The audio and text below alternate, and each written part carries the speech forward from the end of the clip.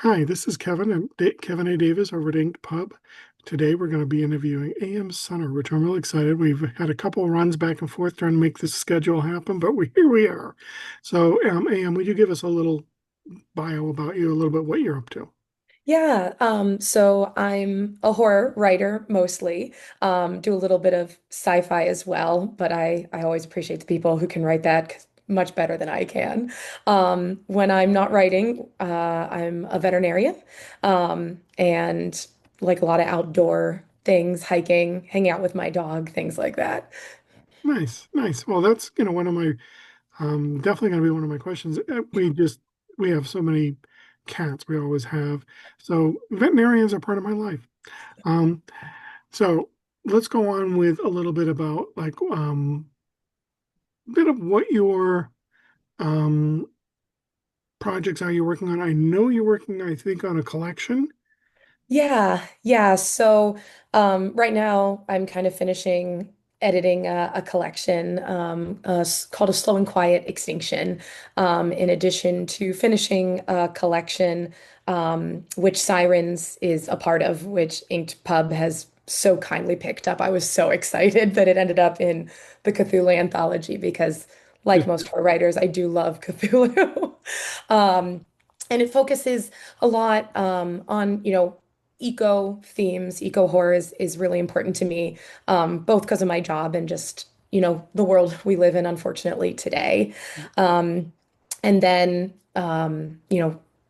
sort of working very beginning stages of a novel. Um, I like to say it's sort of like The Thing meets Stephen King's Dark Tower. So we'll see how that comes along. right. Nice. Also, that is, one of the things I was sort of curious because obviously I deal with a lot of short form authors, but many are short and long form. Some are very dedicated, short form only. I did a panel the other day with a gentleman. He's been like 30 years of publishing short stories, no interest in doing long form. I was sort of the other direction, long form, and went into short form and found that it was a great medium to test and to play with. Like you said, the sci-fi, I may not be good, good at explicit romance, but I gave it a shot. They didn't accept my story. But nonetheless, that's the kind of thing you get a chance to play with. So, the obviously, horror is your jam as far as your main focus. Why is that? Is there some trauma in your childhood we should discuss, or is it just that you loved sitting down watching, that kind of stuff at night? Yeah. So I think it's kind of a little combination. I'm very lucky. I had a very boring childhood, but definitely, I mean, I remember sneaking downstairs when I was really young to watch like X-Files and Twilight Zone with my dad. So I've always just really, really loved like the medium of horror. Yeah, And I think it's just, at least for me, very cathartic to kind of see all of these horrors that exist in the real world that we sometimes can't do things about, right. and kind of address those horrors in a way that is scarier but also not scarier, and something that I as a writer have control of. It gives a sense of control that we unfortunately don't always have in real life. Yeah, yeah. I mean, if nothing else, you can turn the channel, Yeah, and you just exactly. can't do that here. So Yeah. we're stuck with it, and we just keep pounding away. So I get that. It is definitely one of the areas that um, horror does offer us as an escape, but almost parallel in a weird way, which is, and there's so many horrors. Um, Cthulhu was, a piece on my part that I was like, a little more, there's one of them coming up that I'm going to be doing, not a balsamo, that is heightened anxiety, because I want to focus on the thriller edge of it. There are horror authors that say, I don't write horror, I only write thriller, you know, and I don't argue because, that horror was a lot of the genre got sort of pulled over into the TV medium and became, some of the more splatter and those kind of areas. So horror has so many edges and levels. It's a beautiful genre because of that. So many places you can write in it. So we talked a little bit about your um, your what's on your plate and projects. So we got a couple projects going on, short, collection and long form. What are you most excited about? So, I mean, kind of what you were talking about before, like I'm one of those people that always thought that I was going to be only short form. I really, really like short form, but I think I'm most excited about the novel because it's me pushing myself into a form that I really haven't done much of before. Right. So while I'm scared, I'm also really excited about it. Now, are you a plotter? I mean, that's when short form people tend not to, because it's like you can stretch out into it and then pull back and say, all right, now where do I want it to end? Long form, yeah, that's really hard to pull off. I mean, Stephen King gets it, but for most long form, it's plotting. So I'm assuming Pantser. Yes, Okay. definitely a pantser in that I usually always know where I'm ending and I know where I'm starting. I usually have my end first and then my beginning. So it's the same with the novel, but I very, very lucky in that I'm part of a wonderful writer group, Right. and some of them are big planners, so they've kind of helped me step back and do not a lot of plotting by any means, but way more plotting than I've ever done probably in my life. Yeah. I can write 7,000 word plots, just to give you an idea. So it's like, it can get crazy. Um, but yes, a long form can have holes, if it's pants through and you're, especially if you're not doing it all in one, I mean, one sitting. I mean, when a short story, you're sort of like focused for a couple days, you can see all the places that you need to keep, sewing thread through. Um, but in a long one, you can completely forget that you introduced a character on, the third chapter, and you're, at chapter 18 or 20, and someone's like, are we ever going to see that guy again? You go, what guy?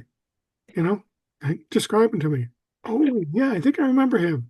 Um, so yeah, having a critique group, or whatever you want to call the group, is the most beautiful thing in the world, because some people are really good at picking up those little pieces and saying, um, you know, we haven't seen this guy for three chapters. Is he a character, or was he just a side throw? And you're like, oh, that guy.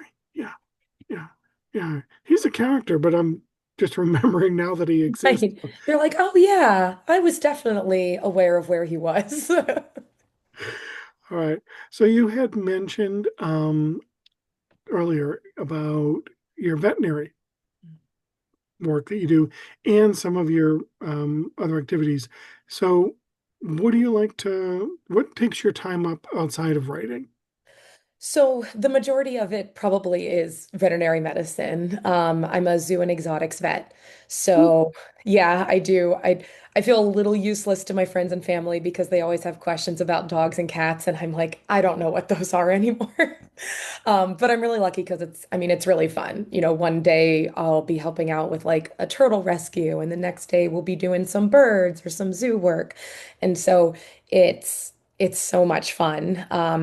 It's also, gotten me a lot into conservation, which is, part of why I love the outdoors. I do a lot of hiking.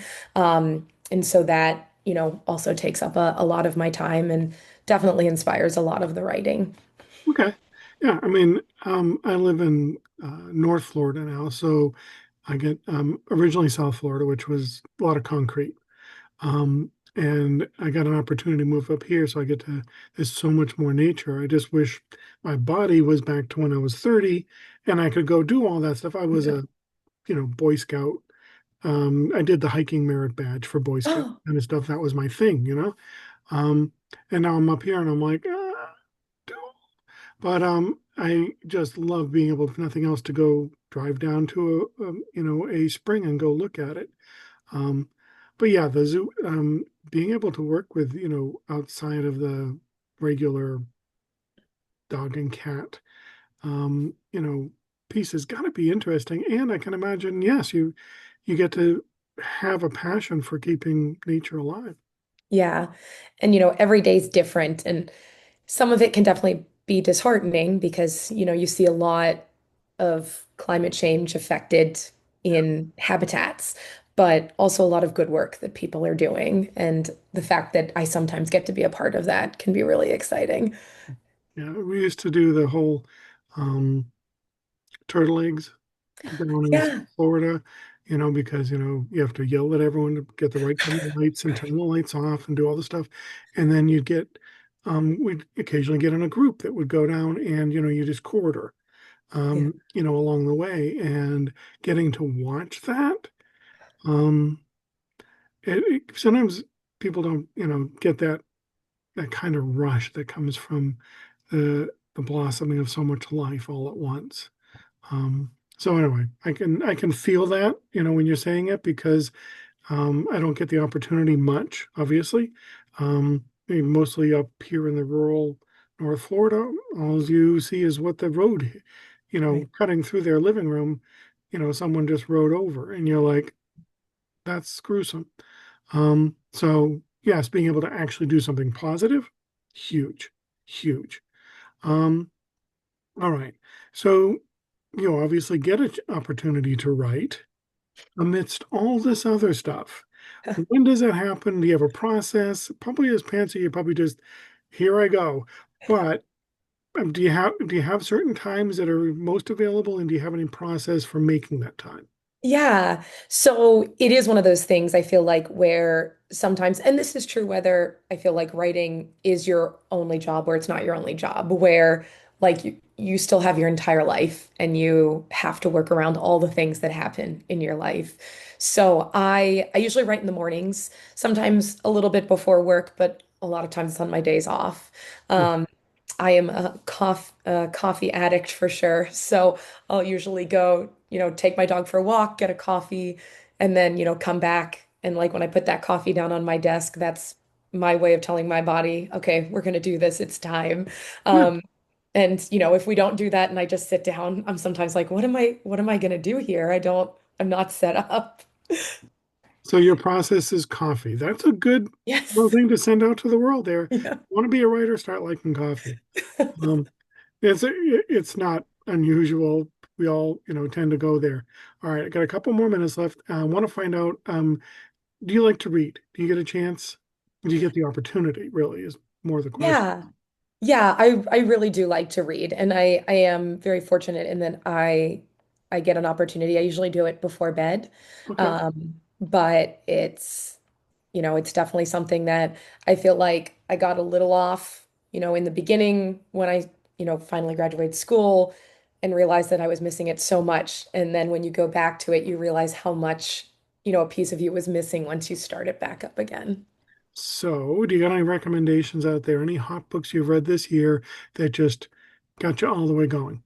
So the one, and oh, I apologize, I forget his name, but I was really impressed with it was Angel Down.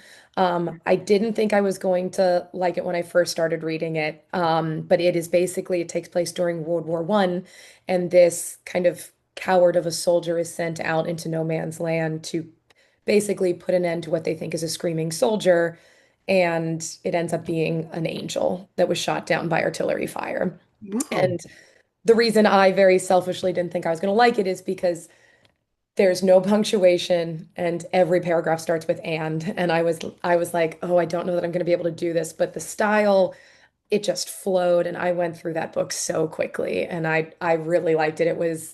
It's one of my favorites I've probably read this year. Okay. And then another one I'm really liking that is a bit older, but I'm just getting to it now is uh by Kelly Link. It's one of her collections of short stories. Um, I think it's called Get in Trouble. And I found myself really liking that collection too.